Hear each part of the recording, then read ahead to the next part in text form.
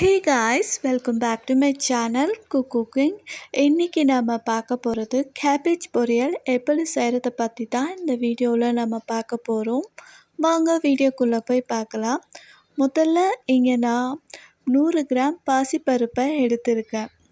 இந்த பாசிப்பருப்பை நாம் நல்ல தண்ணியில் பச்சை வாசனை போகிற அளவுக்கு நல்லா வாஷ் பண்ணி எடுத்துக்கலாம். எடுத்துட்டு நாம் ஒரு 10 நிமிஷம் ஊற வைக்கணும். இங்கே நான் ஒரு சாஸ்பேனில் தண்ணியை சுட வச்சுருக்கேன். இந்த தண்ணியில் ஊற வச்ச பாசிப்பருப்பை போட்டு நல்லா வேக வச்சு நம்ம எடுத்துக்கலாம். இதை நம்ம குக்கரில் போட வேண்டாம். குக்கரில் போட்டால் மேஷ் ஆகிடும். ஸோ அது நல்லா இருக்காது. இது போல் நமக்கு அரை வேக்காடில் நம்ம வேக வச்சு எடுத்துக்கலாம். அதுக்கப்புறம் ஒரு பாட்டில் நான் தண்ணியை சுட வச்சுருக்கேன். இந்த சுட தண்ணியில் 1 டேபிள் ஸ்பூன் உப்பையும் போட்டு நம்ம நல்லா கொதிக்க வைக்கலாம். கொதித்து வர சமயத்தில் ஆல்ரெடி க்ளீன் பண்ணி சாப் பண்ணி வச்சுருக்கிற இந்த கேபேஜியை இந்த தண்ணியில் போட்டு நல்லா கொதிக்க விடணும்.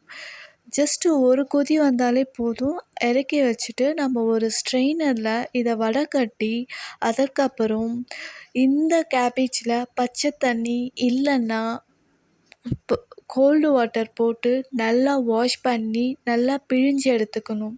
சுத்தமாக அதில் தண்ணியே இருக்கக்கூடாது. நல்லா பிழிஞ்சு எடுத்து ஒரு பக்கமாக நம்ம வச்சுக்கலாம். அதன் பிறகு ஒரு கடாய் வச்சு அதில் நான் 5 டேபிள் ஸ்பூன் ஆயில் ஊற்றிருக்கேன். இந்த ஆயில் நல்லா காயணும். காஞ்சி வர சமயத்தில் 1 டேபிள் ஸ்பூன் கடுகை போட்டு நல்லா பொரிக்க விடுங்க.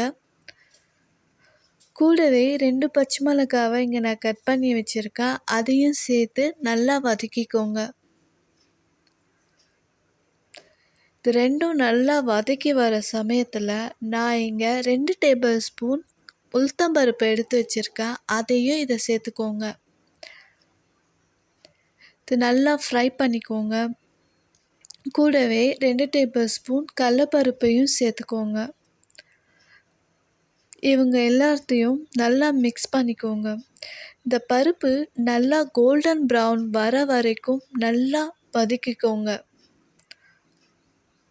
இந்த சமயத்தில் நாம் எடுத்து வச்சுருக்க 2 காஞ்ச மிளகாவையும் இதில் சேர்த்துக்கலாம். கூடவே கருவேப்பிலையும் இதில் சேர்த்துக்கோங்க. இவங்க எல்லாத்தையும் நல்லா மிக்ஸ் பண்ணிக்கோங்க. இந்த சமயத்தில் அரை டேபிள் ஸ்பூன் பெருங்காயத்தூளையும் நம்ம சேர்த்துக்கலாம். இங்கே ஒரு வெங்காயத்தை சாப் பண்ணி வச்சுருக்கேன். அந்த வெங்காயத்தையும் இது கூட சேர்த்து நல்லா இந்த வெங்காயமும் இந்த மிக்சரோட சேர்த்து டார்க் கோல்டன் ப்ரௌன் வர வரைக்கும் நல்லா வதக்கிக்கோங்க. கூடவே இந்த டிஷ்ஷுக்கு தேவையான உப்பையும் நாம் சேர்த்துக்கலாம். நல்லா மிக்ஸ் பண்ணிக்கோங்க. நல்லா வதக்கிக்கணும்.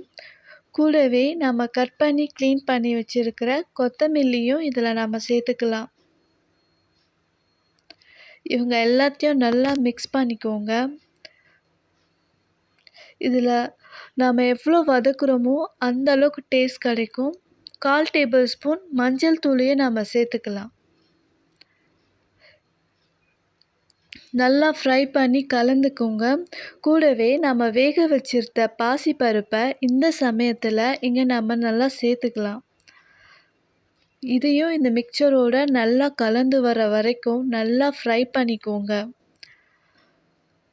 நம்ம ஆல்ரெடி வேக வச்சிருக்க கோஸ்போவையும் இதில் நாம் சேர்த்துக்கலாம்.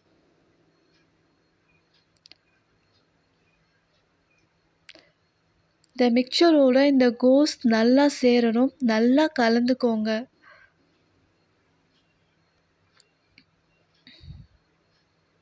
இந்த சமயத்தில் நம்ம கிரேட் பண்ணி வச்சுருக்க கோகோனட்டையும் நாம் இதில் சேர்த்துக்கலாம். எல்லாத்தையும் நல்லா மிக்ஸ் பண்ணிக்கோங்க. கூடவே நம்ம கொத்தமல்லியும் இந்த சமயத்தில் நம்ம சேர்த்துக்கலாம். எல்லாத்தையும் நல்லா மிக்ஸ் பண்ணிக்கோங்க. இந்த சமயத்தில் ஏதாவது சீசனிங் மிஸ் ஆகியிருந்தாக்கா நீங்கள் இங்கே இந்த சமயத்தில் உப்பையும் சேர்த்துக்கலாம். இதுதாங்க கரெக்ட் கன்சிஸ்டன்சி. இந்த வீடியோ உங்களுக்கு பிடிச்சிருந்தா லைக் அண்ட் ஷேர் கொடுங்க. இந்த சேனலை சப்ஸ்கிரைப் பண்ணுங்கள். தேங்க்ஸ் ஃபார் வாட்சிங்.